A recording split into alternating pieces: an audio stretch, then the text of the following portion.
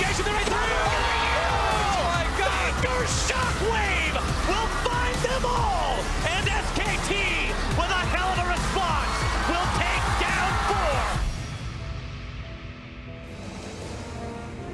4! Hello and welcome to Worlds tonight as we continue our 2017 Worlds coverage here on into the evening.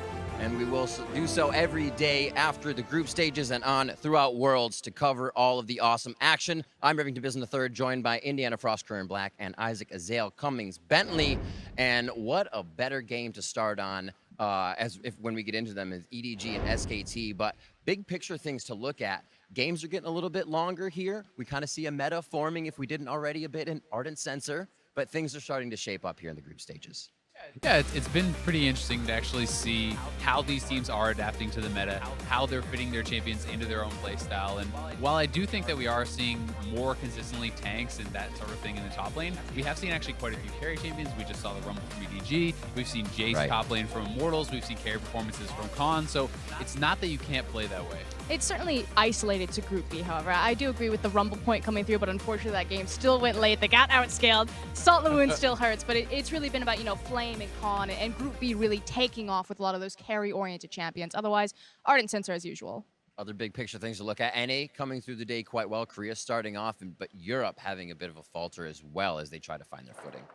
Yeah, I mean, I think that there's still a lot of hope to be had for the European fans. I think that G2 is their best team. They had their toughest matchup first, right? They did play against Samsung, and I think that there's going to be kind of brighter skies ahead as they do go up against some of their own other opponents, because a lot of these teams really are fighting for second place in their groups against the teams. Like, we know that they're heavy favorites. Yeah, and in that same vein, even though Fnatic fell down and it was a very exciting game across from Immortals, it was still a very good run from them. So I don't think the EU is boom is 100% accurate. There have been a lot of fight left in Europe. Absolutely, and I kind of want to go off the point where everybody's fighting for second here as we do kind of get into our first game to look at EDG versus SKT in what even had our room going crazy, and then SKT does what they do best mid-game, but what a start from EDG. Yeah, it looked so good, and unfortunately I was one of these people who was going crazy, watching these tower dives, watching EDG find the confidence after absolutely getting smashed yesterday by AHQ. I was curious if they were going to come back, if they were going to, get over the mental boom, but then this is right where I sit down.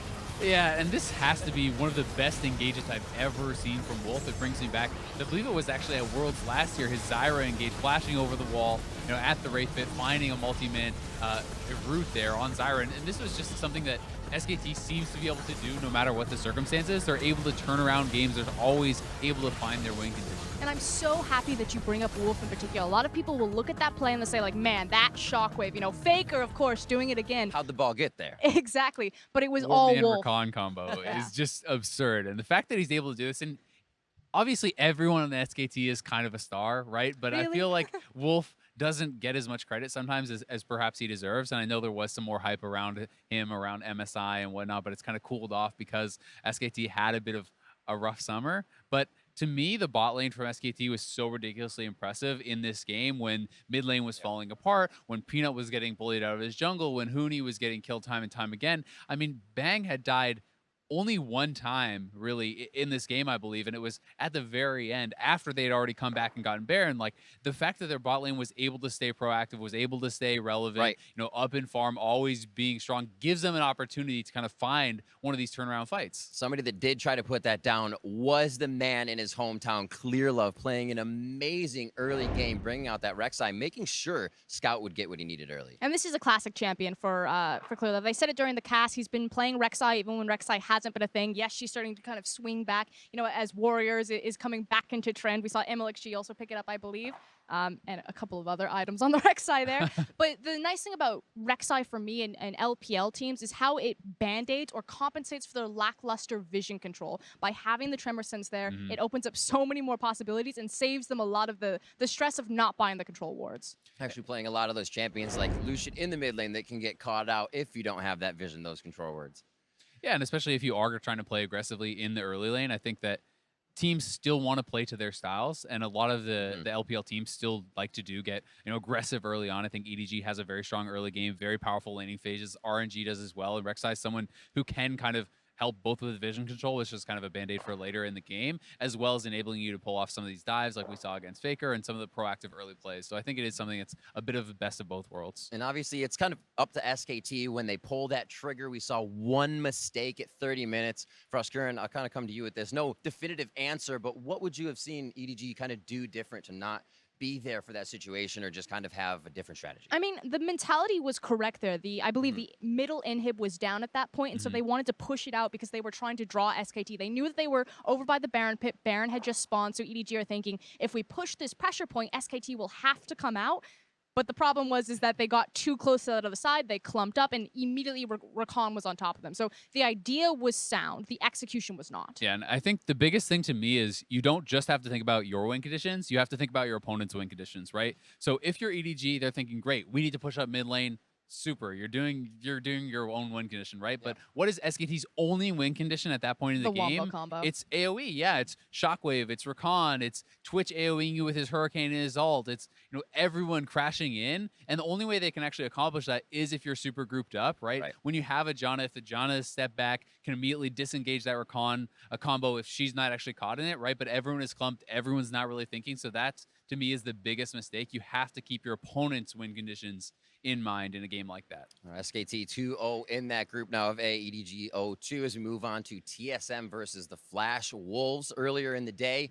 This started off kind of getting that length in the games up there, a 55-minute game and a very scrappy back. This one was a nail-biter if you're an NA fan. Everyone's getting a little bit nervous. Hype was kind of going into overdrive for TSM this last week or so. All the interviews coming out from Korean players and coaches hyping them up. But I think Flash Wolves have kind of shown this weakness where they struggle to close out in the later stages of the game. Whether they get an advantage, they're not always able to play really well with that. And frankly, if you look across, not even just the Flash Wolves, but all of the LMS teams, I really criticize this from the LMS region, that you can find these big weaknesses even in their top tier teams. And so it makes sense that as the game gets drawn out, pound for pound talent, individual performance, they're just not quite there matching up to the other world-class talent that we have. So in this case, I think it was MMD versus Hauntzer. Hauntzer had, yes, a gorgeous 5-man Gnar ultimate, but there was also the 2v1 outplay on the bottom side. And it's just little things like this, which is why the Flash Wolves really struggle in these post-35-minute games. And I think one thing that was kind of a really nice sign for TSM is the fact that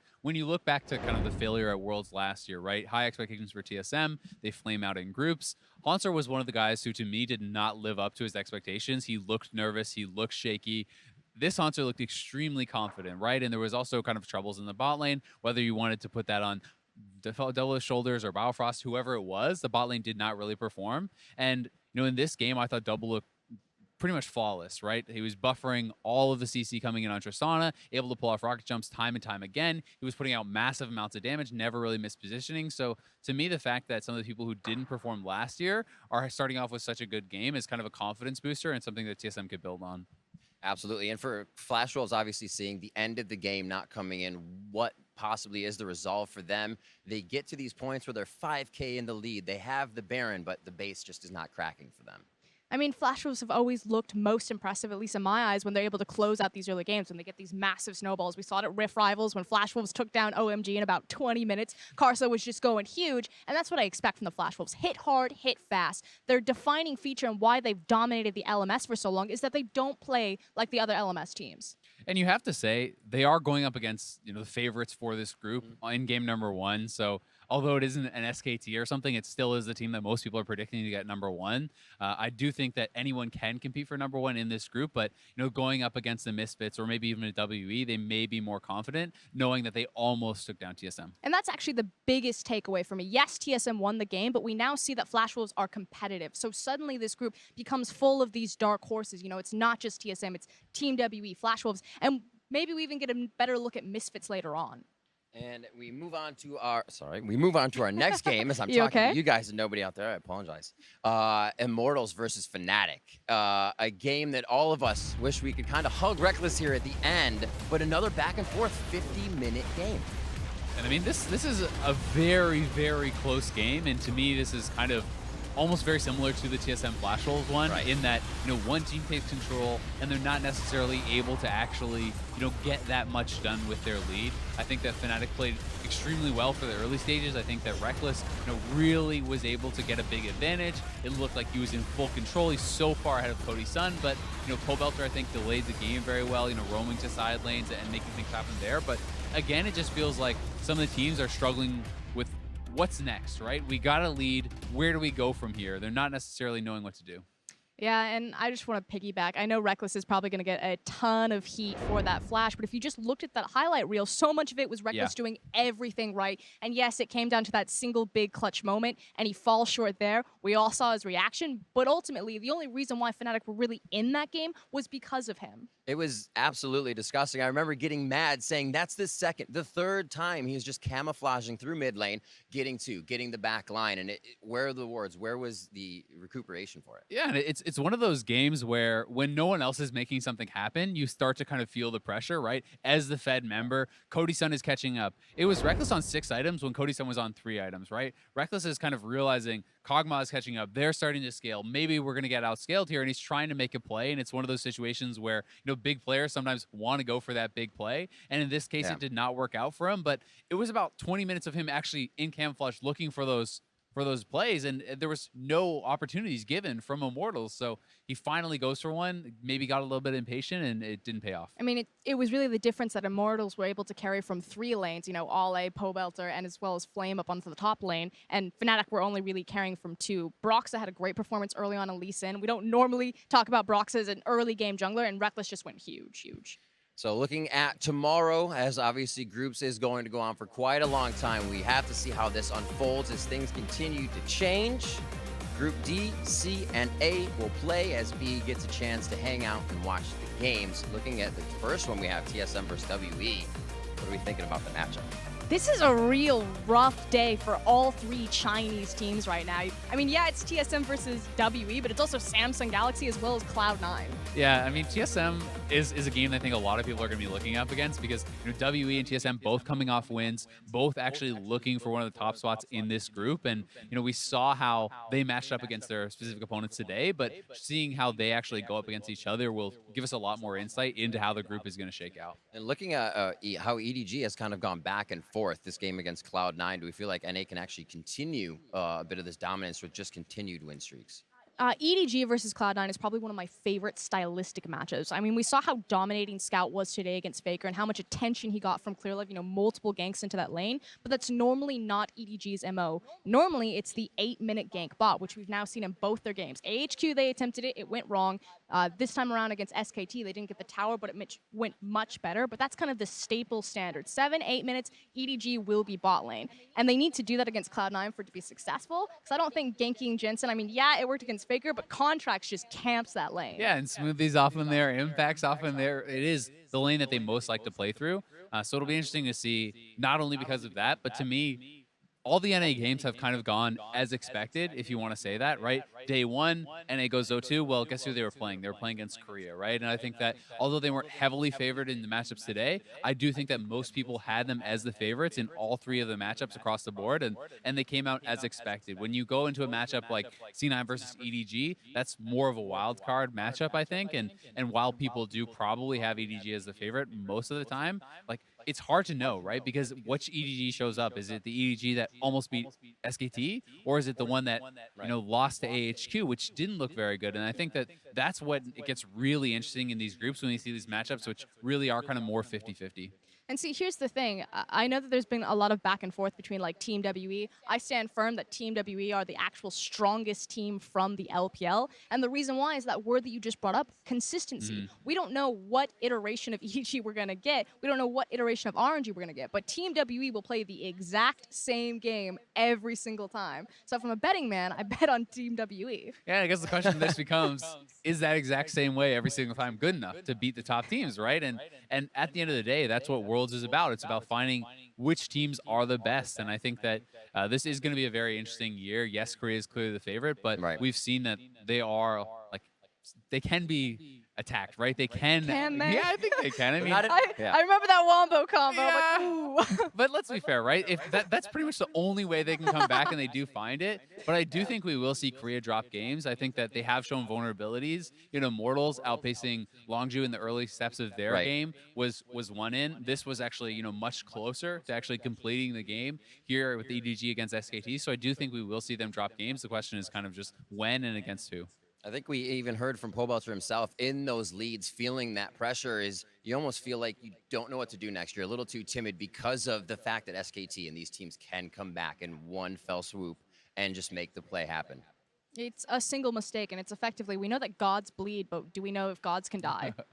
I mean, it's the X factor, right? It's anytime you're playing against Faker, anytime you're playing against these guys, people talk about playing with nameplates off, but I think that's almost impossible to do when you know you're sitting across from the greatest team in League of Legends history and the greatest player probably that ever will be, right? This is just something that's always going to be in the back of your mind, and I do think it changes the way teams play, and I do think it changes the way that you approach the game. Yeah, and I want to really touch on that last part. It changes the way that teams play. When you face across from SKT, it forces you to play perfect. And so a lot of the times, you'll get these two extremes. Either you're just going to get smashed, you're going to get stomped at 20 minutes, or you actually will get the greatest performance that you've ever done in this massive spotlight. Well, those nameplates are going to be back on tomorrow as we continue the group stages right here in Wuhan. Do not miss it. Thanks for tuning into Worlds tonight, and we'll be sure to catch us tomorrow for the games.